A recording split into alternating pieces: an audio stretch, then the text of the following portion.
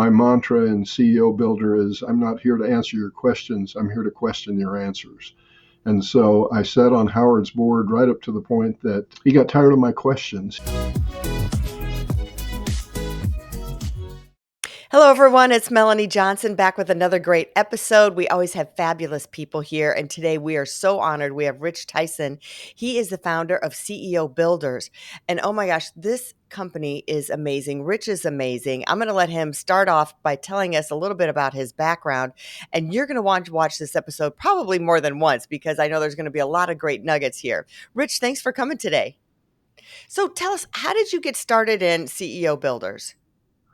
Well, CEO Builder is a new company. We've been in business as of last month, 35 years. My So gosh. actually not very new. I started this business actually as a response to family needs. My dear wife said, "You're always on a plane and you're not here, and I need you to help raise children." And so I said, I'll find a way to do what I do rather than always traveling. Do it more on a local basis. So we live in the state of Utah, and it was tough starting because I had to go out and kind of knock on doors and build a clientele. But over the years I've done that. The path to getting here was fairly circuitous. If you go clear back to my business training, I graduated from Weber State University out of Ogden, Utah, Wow. in 1972. And I graduated with an acceptance to the Harvard Business School in my pocket. I graduated as a top business student there at Weber State. But they said, hey, I was 21 years old at the time, and they said, you need some experience. You're green. And so I took a job initially with Sherwin Williams Paint Company, and it was my first turnaround. They gave me a store that was losing money in Livermore, California, and over a year I got it making money. And so that was my first success. Uh, During that time, I was offered a rather different opportunity. I was approached by Brigham Young University, Hawaii, and they said, would you come and be our financial controller for a couple of years? And so I did that for the next 2 years and helped them get their first computer on campus. It really dates me, of course, and helped them with several other major issues they had, with the understanding that I would leave after the 2 years and go back from Laie, Hawaii to Boston, Massachusetts. And so I made that trek across the country with my wife and at that point one child, and 2 years at the Harvard Business School. I was a student body officer there, and I was one of 3 that actually got paid to be a student body officer. I vetted business plans for entrepreneurs. And then I also, while I was at the business school, I worked for the Jewel out of Chicago. Not too many people remember Jewel, but they were at the time the second largest retailer in the world, so a Fortune 100 company, and I did financial analysis for them. From there, when I graduated from Harvard, we went to Southern California, and in Southern California, I worked for Avery Label. I had 8 products that I was given P&L responsibility for, and I did that for a fairly short period of time until they made me a production manager, and I was over domestic production and helped them put in place a lot of their manufacturing systems. We decided at some point, and again, this is family issues, we didn't want to live in Los Angeles. We were not in a great area, a lot of crime and so forth. So we packed up and went to Twin Falls, Idaho, where I took over an experience of turning around another organization, newspaper that was failing, and did that for a couple of years and got it making money. Thought we would stay there forever. We enjoyed Idaho. But once it was turned around, I got a nice severance check from the publisher and sent on my way. And so I started my first entrepreneurial venture. I started a newspaper coaching and consulting firm, and I ended up with clients from Atlanta to Seattle and all over the country. A real heavy emphasis in the state of Arizona. So we moved to Arizona. And in Arizona, we did this for a while. And then this takes you right up to the time that Ronald Reagan was running for president, and I was a big supporter of Reagan. And I ran into a fellow from Springville, Utah, who said, I want to start a hard asset-based brokerage company, and would you help me start it? His name is Howard Ruff, and very conservative economist. He brought me up to Utah, and I helped him with that. But sat on his board. And Melanie, one of the things that has characterized me is that I ask a lot of questions. In fact, Ah, my mantra in CEO Builder is I'm not here to answer your questions, I'm here to question your answers. And so I sat on Howard's board right up to the point that he got tired of my questions. He said, I think you're a pessimist. Actually, I'm not. I'm very much an optimist, but I'm a realist. And so I ask a lot of questions. And so that got under his skin. And I, at that point, said, okay, I'm going to be an entrepreneur again. I started a general management consulting firm. And that's what put me on a plane all the time. I was all over North America. My typical week would be I'd fly out on a Sunday, be gone till Thursday or Friday, be with my family for a little bit, and then fly back out again. And so my wife tired of that, and we decided I should do it a different way. So this is how CEO Builder got its base, and a lot of the stops along the way, though, were really important to my development because I determined that the best way to be a coach and a leader, quite frankly, is to be a facilitator, to, again, ask a lot of questions, to get people to think, to get them to develop their own answers to problems so that they are able to stand on their own rather than, well, I've got Rich Tyson to answer all my questions. So I've tried to stay in that coaching and facilitating mode, and it's been a joy for me. I've just it's been a passion for really not just the 35 years of CEO Builder, but over 50 years of a career. that's such an impressive background, Rich, of everything that you did in your education. And one of the key things that stands out to me is really learning to listen and ask those questions. And as business owners, so many times we don't ask ourselves questions. We're just running from one thing to the next. Mhm. Why is coaching so important for a business owner to stop and learn and be able to get those questions asked for them? Well, I think you kind of hit it on the head. Really, a lot of being a leader, especially CEO or general manager, even a C suite executive, we get so involved in the day to day that it's whack a mole. It's trying to put out the next fire. And as a result of that, we kind of lose the sense of what the guiding star should be, the true north, the purpose. Are we really focused where we ought to be? And that's where coaching can really be a great asset to you. One of my clients that I had years ago, his his secretary would call me once a month after he had met with his controller, and she said, you got to get up here and meet with him. He's struggling. And I finally figured out what the cause and effect was. When he would meet with his controller, it was kind of a beating. He Mhm. Here's why the numbers aren't as good as they should be, and you need to be doing this, that, and the other thing. And he would get real frenetic about trying to solve things. And so his secretary would call and say, you always calm him down. Well, when I got with him, I'd say, okay, let's think about where we are. What is the situation? What are the cause and effect? Let's get to root causes if we can. Yeah. And don't get into this whack-a-mole kind of behavior because all it's doing is driving you nuts. You can't sleep at night. Yeah. So I finally figured out, and his secretary said this to me later. She said, I just know that you're a calming influence. Well, I guess he could take Valium and get the same effect. But the reality was, I would come and be able to coach him kind of off the edge of the cliff. But his controller played the opposite role. And the controller, one of the best financial minds I've ever known. So I don't mean to be denigrating to him, Right. but there is a role there to say, okay, step back, calm down, see where we go. And frankly, Melanie, for me, I have a business partner and CEO Builder, and he will do that for me.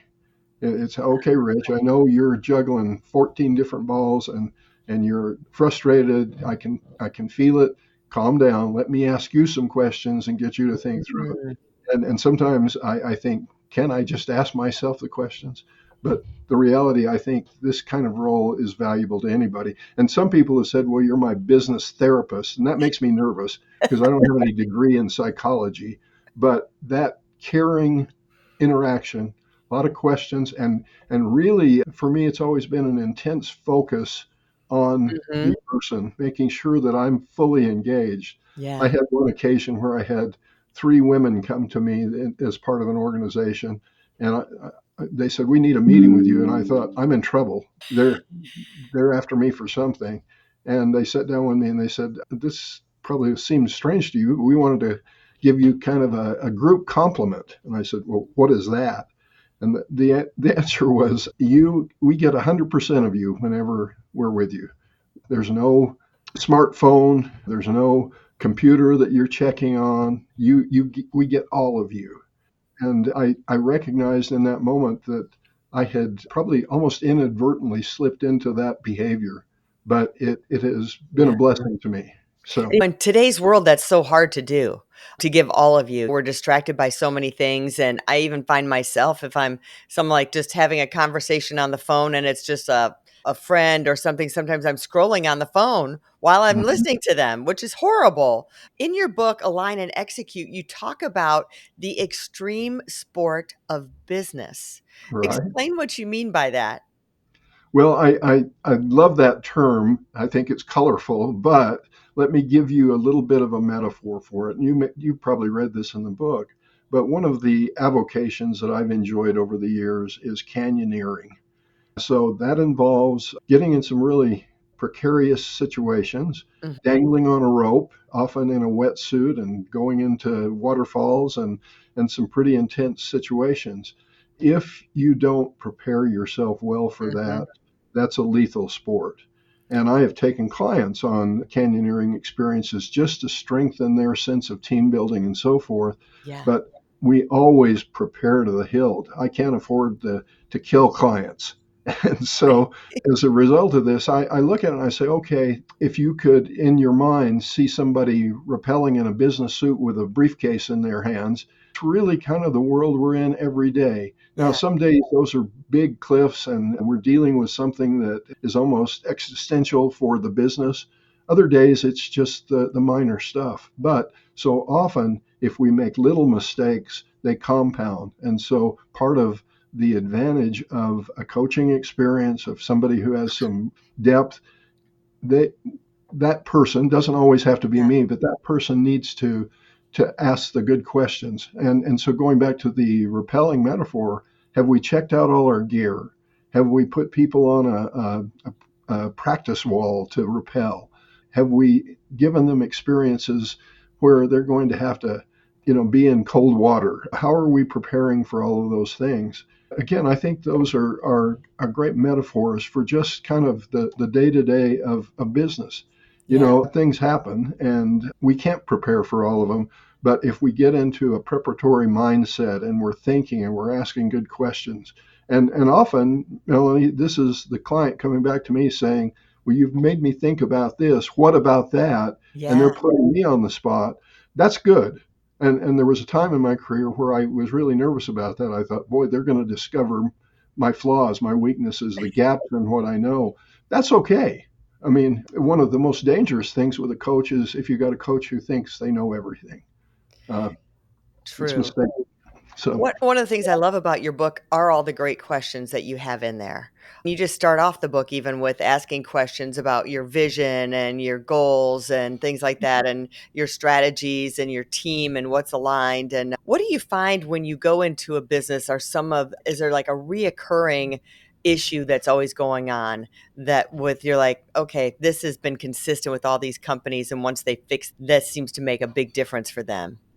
yeah. Well, the title of the book, Align and Execute. It's all about the money. But Yeah. I just know every time I walk into a new situation, it will be all about the money.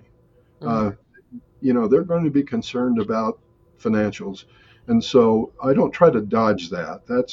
That would be totally inappropriate. They should show me the door if I do that. If we can dig in and take a look at their financials and kind of see where they are relative to their industry, making sure we're looking at key ratios and so I want to I call that learning in the moment of need. Let's address your need right now. But then, as we are getting acquainted and we're building toward, okay, what does that mean? What possible strategies could we take to improve these things? Then the issue becomes based on a growing trust. Let's talk about some other things. How do we get Mhm. to an ultimate financial outcome? The reality is we have to do something exceptional for customers. The customers make that cash register ring. So let's talk about your value proposition and what you're selling and how you're working with your customers. And then while that is a leading indicator for profitability and financial outcomes, it's also a lagging indicator for what Yeah. you do in the operation in your business. And so I try to work them through those operational issues, questions there. And that again is a leading indicator for customer outcomes, but it's also a lagging indicator for Mhm. the competency and engagement of their people. And so we talk about those things. And then where those are a leading indicator, they're also a lagging indicator Yeah. for recruitment, getting the right people on the bus, as Jim Collins would say. And then I say, okay, that's not the ultimate though. What is your purpose, your vision, your values, your mission, what you do every day, so that we begin to build a comprehensive leadership view of things. But I have to come through the first door, and that is always let's talk about the money. One of the things I have referenced in the book is I've had some people say, well, at the end of the day, Rich, you sound like a life coach. And I said, well, there's some life coach in there, but that's not who I am. I am a business coach who recognizes that businesses have to function in the context of your life.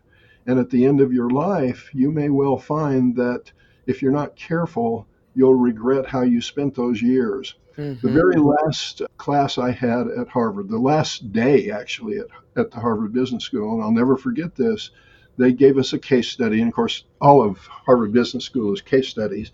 But this case study had a CEO of a very successful company, and he had just committed suicide.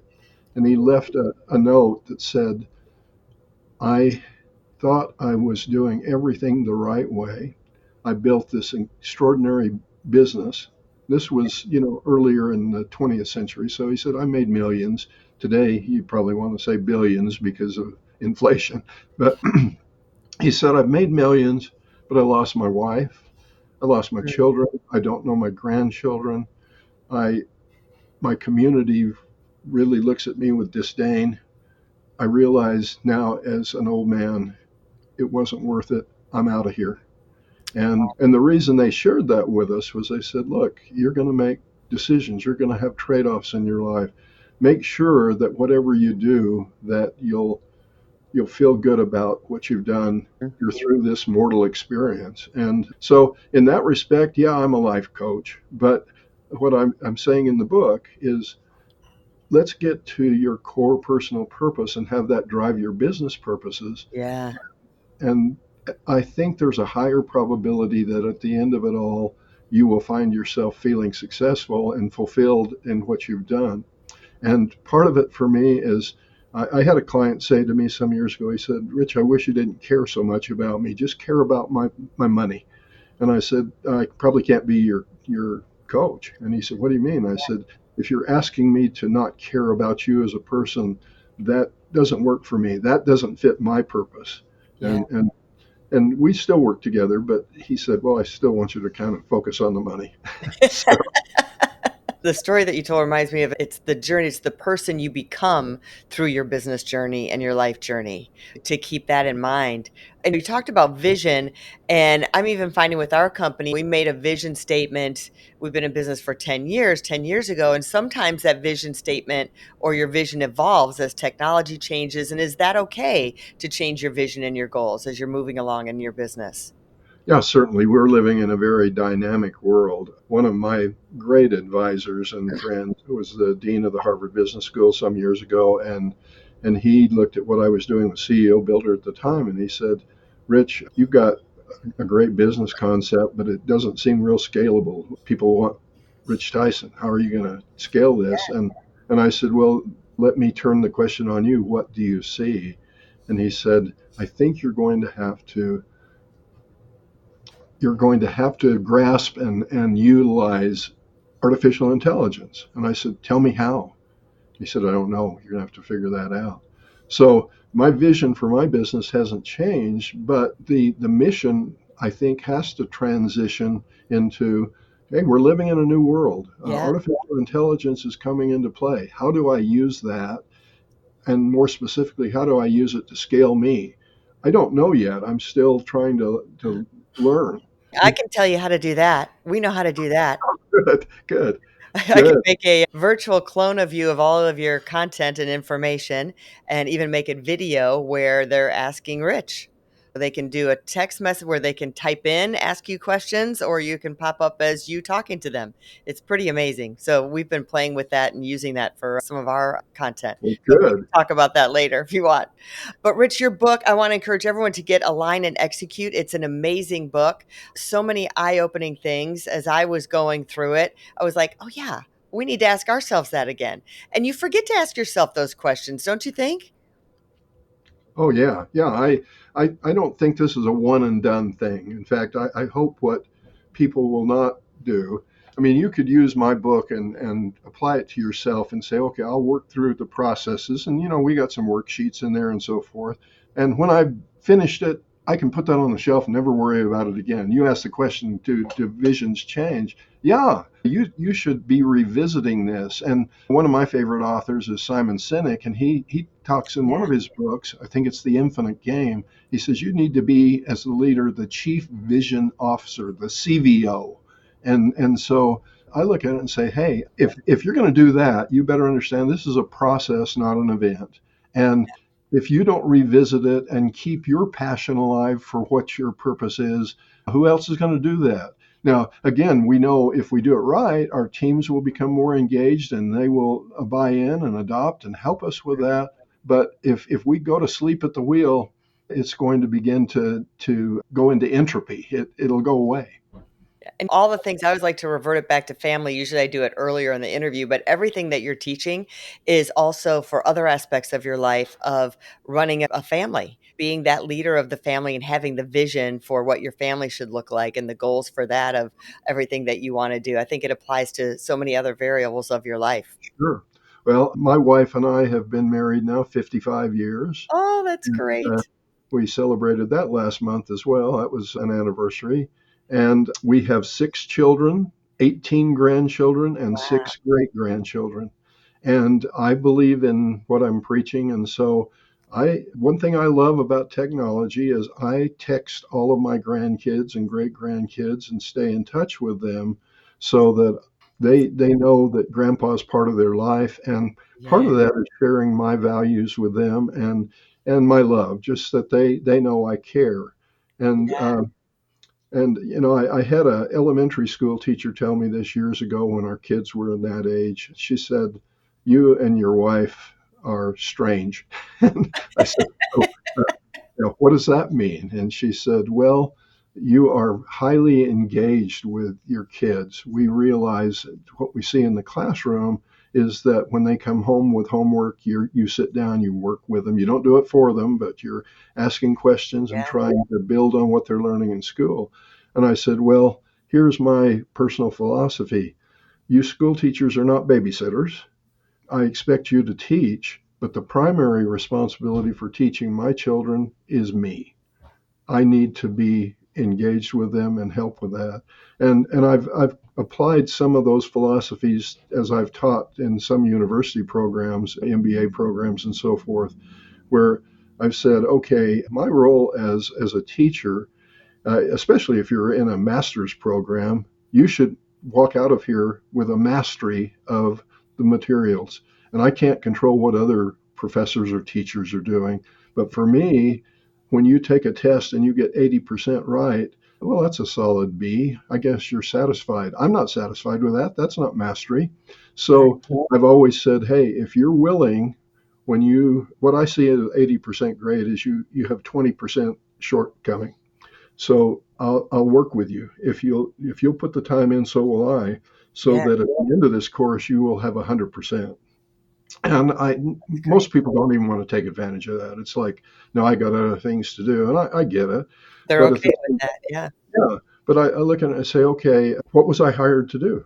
Was I hired to get you 80% of the way there? Now, it's not brain surgery. I know that. Yeah. So, but I do use that metaphor. If you had a brain surgeon who was an 80% student, are you happy about that? So um, That's true. I'd You like want to the think of 100% surgeon on you working on your brain. That's so that's true. right. And so I'd like to be a bit closer to that, not to imply in any way I'm perfect, but I feel like you ought to be worthy of your hire. And so I apply that again to my family. Are they getting 100% of me? It kind of goes back to the Mm. women talking to me and saying, well, we're so grateful we get all of you. Yeah, So that you're there. Rich Tyson, author of Align and Execute. Go get the book. It's on Amazon and everywhere books are sold. You can find it Barnes& and Noble, Target, online, Walmart. It's everywhere. And it's a bestseller. So #1 bestseller. So go grab that book. And Rich, thanks so much for coming today. And if anyone else is thinking about writing a book, reach out to us at Elite Online Publishing. We work with all of our authors to have a concierge wonderful experience. And even if you have an idea, we can help the book from beginning to end to get #1 bestseller and written. See you next time. Have a great week, everybody. If you want to write a book and become a best-selling author, you're in the right place. At Elite Online Publishing, we can help you create, publish, and market your book so that it becomes a #1 bestseller. We work with a limited number of authors to ensure that they receive the best possible service. So if you want to learn how to write and publish a book that will empower you to smartly grow your brand, business, and credibility, apply today. We look forward to working with you.